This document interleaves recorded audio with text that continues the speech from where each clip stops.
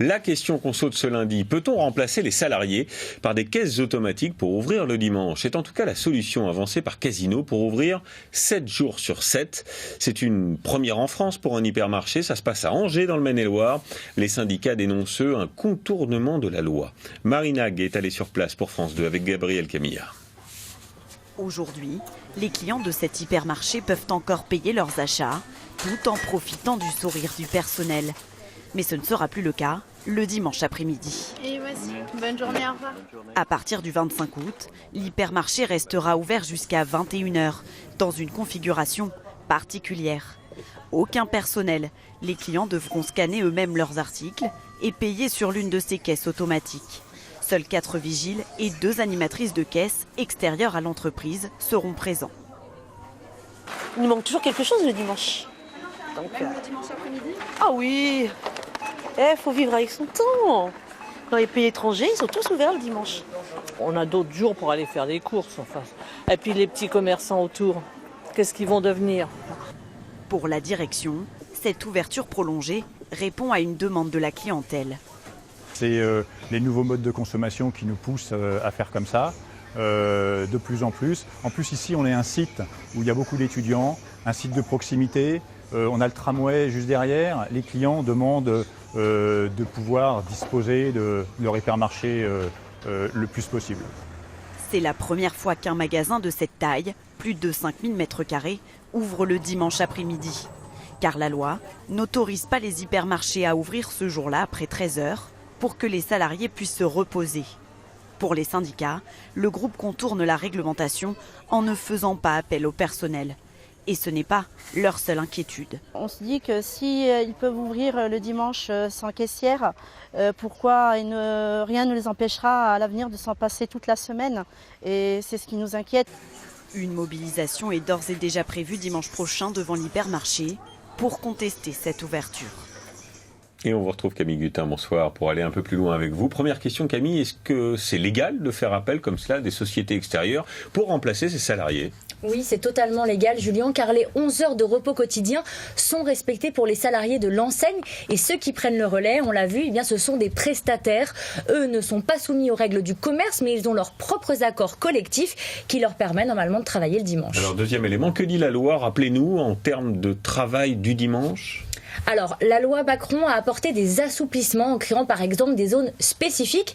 Elle bénéficie tout simplement de dérogations pour pouvoir ouvrir tous les dimanches. C'est le cas par exemple des zones touristiques internationales comme les grands boulevards parisiens ou les gares. Et puis il y a aussi les ouvertures du dimanche accordées par le maire. Vous savez, elles sont passées de 5 à 12, donc une augmentation. Et est-ce que ça booste, comme on nous l'avait dit à l'époque, la consommation et donc l'activité ? Oui, puisque le dimanche est devenu le deuxième plus gros chiffre d'affaires de la semaine pour les centres commerciaux.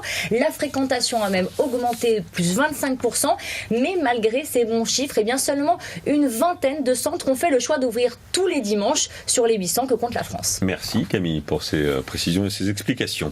Et toujours à propos d'emploi, on continue à s'intéresser à ces secteurs ou ces entreprises qui recrutent pendant l'été. Aujourd'hui, direction La Rochelle, où l'aquarium de la ville, vous allez le voir, fait le plein de visiteurs et recrute en conséquence. Plus de 40 jeunes, souvent étudiants, ont été recrutés pour l'occasion, très motivés. Au milieu des poissons, au milieu des plantes aquatiques, c'est aussi pour eux un moyen de financer l'année à venir. Anne Sylvain les a suivis pour nous avec Alexis Fischer. C'est l'un des sites touristiques les plus visités de France l'été. Pendant ces 2 mois, l'aquarium de La Rochelle réalise 50% de son chiffre d'affaires. 400 000 touristes attendus devant ces merveilles aquatiques. Pour aborder cette période cruciale, est-ce que vous souhaitez les audioguides pour compléter la visite? La PME familiale a recruté. Donc 16,50 € s'il vous plaît. 40 CDD, presque le double de l'effectif habituel. Cette étudiante a postulé dès le printemps. Je cherchais un emploi saisonnier et en fait vu que je vais à l'aquarium depuis que je suis toute petite, j'ai postulé. Le lendemain ils m'ont appelé, j'ai eu un entretien avec une des responsables, la directrice. Et après ils m'ont rappelé pour me dire on vous prend. Les jeunes recrues sont payées au SMIC, jusqu'à 1 500 € net mensuels avec les heures supplémentaires. Pour beaucoup, ces revenus sont indispensables. Le cas de Noémie Olry, en master de psychologie. L'argent gagné à la boutique lui permettra de vivre toute l'année. Il servira À payer l'appartement et l'essence que je vais devoir utiliser. Venir ici et avoir des sous, c'est super important pour moi. Léonard Henry, lui, est venu renforcer l'équipe de surveillance. Sa mission, empêcher les photographes d'utiliser leur flash. Bonjour monsieur, excusez-moi. Pour la santé de nos animaux, je vais vous demander de limiter les flashs, enfin d'enlever carrément en fait, de le couper. Ça marche. Merci beaucoup. En master de biologie à la rentrée, il sait que son CDD peut être un tremplin pour la suite de ses études. L'année prochaine, j'ai des stages à faire, donc je sais qu'avoir travaillé déjà dans un aquarium, peut-être que ça me permettra d'obtenir un stage l'année prochaine auprès des soigneurs animaliers de l'aquarium. Pour l'entreprise, ces contrats saisonniers sont indispensables. Est-ce que vous souhaitez du ketchup, de la mayonnaise? Alors, si l'un d'entre eux fait défaut, c'est tout l'édifice qui s'en trouve bouleversé. Tout doit donc être anticipé. Allô, finalement je viendrai pas 3 jours avant la saison. Oui, ça arrive, mais on sait faire face et on a quand même des CV qui nous permettent de rebondir. Dans l'entreprise, il n'y a bien sûr pas que des saisonniers. Ce jour-là, l'un des dirigeants de l'entreprise plonge parmi les requins pour nettoyer l'aquarium.